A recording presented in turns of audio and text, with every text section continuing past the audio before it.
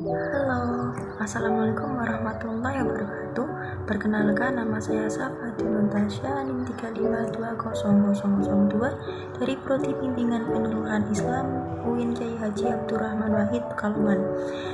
Video ini saya buat untuk memenuhi tugas mata kuliah Keluarga Islam Ideal. Di sini kebetulan saya menerima tema untuk pembuatan video ini dengan judul mengatasi tantangan dalam pendidikan anak dalam konteks keluarga Islam. Jadi, di sini sebelumnya saya ingin menjelaskan lebih ke mencegahnya ya. Mencegah sebelum terjadinya tantangan-tantangan di masa yang akan datang. Jadi, kita sebagai orang tua bisa memulainya sedini mungkin, yaitu ketika anak berusia 3-5 tahun. Kita bisa meningkatkan pembentukan fisik, mental, dan moralnya, yaitu dengan memerhatikan beberapa hal seperti yang pertama, anak-anak harus dijauhkan dari pengaruh kekerasan yang bisa mempengaruhi jiwa dan moralnya. Kemudian, bisa juga melalui pengembangan rasa dan perilaku yang lebih baik. Selain itu juga, kita sebagai orang tua wajib memfasilitasi keperluan pendidikan anak sebaik mungkin. Selanjutnya akan saya jelaskan berikut ini. Pantau terus ya teman-teman.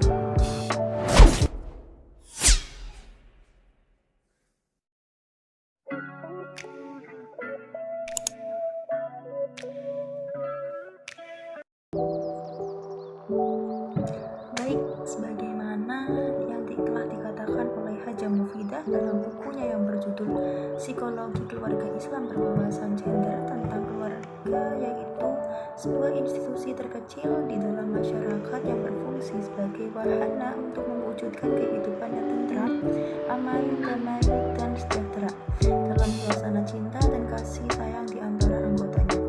Jadi keluarga di sini berfungsi sebagai wadah pembinaan anak-anak karena masa kanak-kanak berlangsung lebih lama. Itu karena fase kanak-kanak merupakan tahapan persiapan, pembinaan, dan penggembelengan agar mereka sanggup memainkan peran yang dibebankan kepadanya dalam fase berikutnya. Karena itu, kebutuhan kanak-kanak akan kedekatan kepada orang tuanya adalah lebih besar. Pendidikan dan pembinaan anak di dalam keluarga tentunya berbeda dengan pendidikan anak di luar keluarga. Islam membangun sistem keluarga di atas asas yang kuat, cermat, dan berangkat dari realitas kehidupan. Aturan yang ditawarkannya pun menjamin terbinanya keluarga yang bahagia, lantaran nilai kebenaran yang dikandungnya itu, serta keserasiannya yang dalam dengan fitrah manusia. Kita dapat dengan mudah menemukan ayat-ayat Al-Quran yang berisi aturan-aturan dan sendi-sendi yang merupakan pilar penopang bagi terbinanya sebuah keluarga yang ideal. Kemudian adapun upaya-upaya yang dilakukan keluarga dalam hal menanamkan pendidikan keagamaan bagi anak. Di antaranya yang pertama itu menanamkan nilai-nilai akidah pada anak. Jadi anak yang baik merupakan harapan bagi setiap orang tua. Untuk menjadi anak yang baik, Islam memiliki tuntunan tersendiri dengan berdasarkan Al-Quran, hadis, atau sunnah Rasulullah SAW dan kebijakan para ulama. Di antara tuntunan yang ada di sini, saya hanya memilih beberapa hal yang paling esensi. Di antaranya, yang pertama, nilai tauhid. Nilai tauhid merupakan nilai yang sangat utama dalam pendidikan Islam. Jadi nilai ini mutlak dimiliki oleh setiap umat Islam dan dijadikan landasan keimanan untuk mengakui keesaan Sang Maha Pencipta. Jadi bagi anak usia sekolah, penanaman nilai tauhid ini merupakan landasan keimanan agar kelak dapat terhindar dari penyimpangan akidah Islam, misalnya seperti syirik. Kemudian upaya apa agar nilai tersebut dapat mengena di hati anak? Baik sekali jika penanaman nilai tauhid ini dikaitkan dengan bentuk realita, misalnya dengan menunjukkan keesaan Allah, membiasakan anak meminta atau berdoa hanya kepada Allah. Kemudian hal ini diarahkan agar anak menyadari akan hakikat kehidupan di dunia. Selanjutnya yang kedua itu membina rasa cinta kepada Allah. Setiap anak mempunyai permasalahan sendiri-sendiri, baik yang berkaitan dengan masalah psikologi, sosial, ekonomi, maupun masalah pendidikan, yaitu seperti masalah dalam perkembangan jiwa anak atau mental, masalah dalam lingkungan bermain yang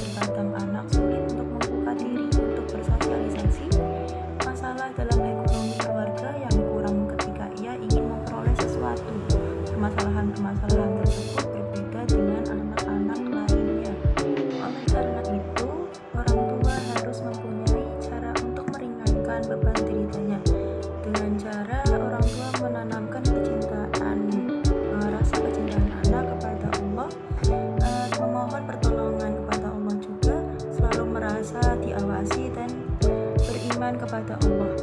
Jika seseorang anak telah memahami hal tersebut dengan baik, maka ia akan dapat menyelesaikan permasalahan-permasalahan dalam kehidupannya.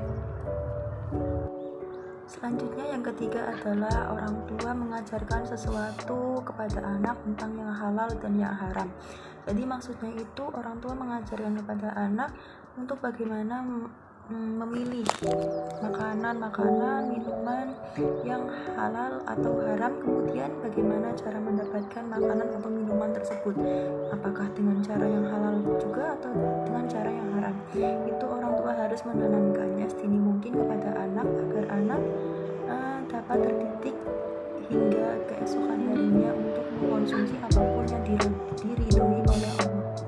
Jadi teman-teman, ketiga poin tersebut yang telah disebutkan tadi merupakan termasuk ke dalam upaya dalam menanamkan nilai-nilai akidah pada anak. Selanjutnya, upaya keluarga yang kedua adalah pembinaan ibadah pada anak. Jadi yang pertama itu dalam pembinaan ibadah pada anak, yang pertama ada membiasakan sholat. Sejak dini seorang anak sudah harus dilatih ibadah, yaitu salah satunya adalah ibadah sholat. Diperintah untuk melakukannya dan diajarkan hal-hal yang haram serta yang halal. Dengan membiasakan anak melakukan sholat sejak anak balita, kelak besar ia akan rajin untuk melakukannya. Jadi dengan begitu anak akan merasakan sholat itu menjadi cahaya baginya, sehingga sholat selain menjadi kewajiban juga menjadi kebutuhan untuk mendekatkan dirinya kepada Allah SWT demi memperoleh kebahagiaan di dunia dan di akhirat. Yang paling utama tentunya di akhirat. Selanjutnya penanaman ibadah yang kedua adalah dengan mengajarkan membaca Al-Quran. Dalam Islam terdapat pendidikan khusus dan istimewa terhadap pendidikan Al-Quran kepada anak-anak melalui membaca hingga menghafalkannya. Dengan Al-Quran lidah mereka menjadi lincah, jiwa mereka akan berkembang dengan subur, hati mereka pun akan memiliki daya konsentrasi atau khusyuk yang tinggi, dan pada akhirnya kualitas keimanan yang tinggi akan benar-benar mengakar dalam jiwa-jiwa mereka sejak mereka masih dalam jiwa kanak-kanak. Selain membaca, sangat penting anak diajarkan untuk menghafal surat-surat pendek seperti surat Al-Ikhlas, Al-Falaq, An-Nas, Al-Kautsar, dan lain-lainnya. Ibadah yang selanjutnya adalah ibadah puasa. Dengan kata lain, kita sebagai orang tua perlu mengajarkan anak, melatih anak untuk berpuasa. Jadi puasa ini dimaksudkan rangkaian ibadah wajib. Melatih anak berpuasa berarti mengajak mereka untuk melaksanakan ibadah yang diwajibkan oleh Allah, sehingga ketika mereka sampai pada usia taklif, mereka sanggup mengerjakan ibadah puasa. Sebaliknya, apabila mereka tidak dilatih dan dibiasakan mengerjakan ibadah puasa, maka ketika mereka memasuki usia taklif akan merasakan kesulitan untuk melaksanakannya. Jadi dalam sebuah rumah tangga, orang tua harus menjadi contoh yang baik bagi anak-anaknya dengan mengkondisikan mereka dalam suasana beribadah, dan akan menimbulkan dampak psikologis yang sangat besar di dalam diri anak. Selanjutnya, upaya keluarga dalam penanaman nilai keagamaan pada anak. Yang ketiga adalah menanamkan nilai moral pada anak. Jadi nilai-nilai moral itu seperti apa sih? Yaitu seperti seruan untuk berbuat baik. Jadi seorang dapat dikatakan bermoral apabila tingkah laku orang tersebut sesuai dengan nilai yang dijunjung tinggi oleh kelompok sosialnya. Tingkah laku anak tidak hanya dipengaruhi oleh bagaimana sikap orang-orang yang berada di dalam rumah saja, melainkan juga bagaimana sikap orang-orang yang berada di luar rumah atau masyarakat dalam mengadakan atau melakukan hubungan sosial antar sesamanya. Jadi dalam hal ini orang tua sangat berperan penting untuk mengetahui apa yang dibutuhkan oleh anak dalam rangka perkembangan nilai-nilai moral serta bagaimana orang tua dapat mempengaruhi hal tersebut. Selanjutnya, poin upaya keluarga dalam mendidik keagamaan kepada anak. Yang keempat adalah membina kepribadian anak. Jadi dalam hal menanamkan kepribadian yang baik kepada anak, keluarga merupakan salah satu wadah untuk anak dapat memiliki kepribadian yang baik tersebut, di mana suasana dan iklim keluarga sangat penting bagi perkembangan kepribadian anak. Jadi seorang anak yang dibesarkan dalam lingkungan keluarga yang harmonis dan agamis, dalam arti orang tua memberikan curahan kasih sayangnya, perhatian dan bimbingan dalam kehidupan berkeluarga, maka perkembangan kepribadian anak tersebut cenderung positif.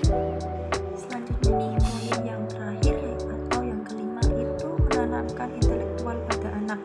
Jadi kehidupan anak-anak tidak hanya sekedar bermain ya teman-teman, tapi juga menampakkan pola kehidupan yang baru, di mana peran pendaya gunaan kemampuan akalnya mulai kelihatan. Jadi seperti anak-anak itu mampu membaca, menulis, berhitung, dan beradaptasi dengan lingkungannya.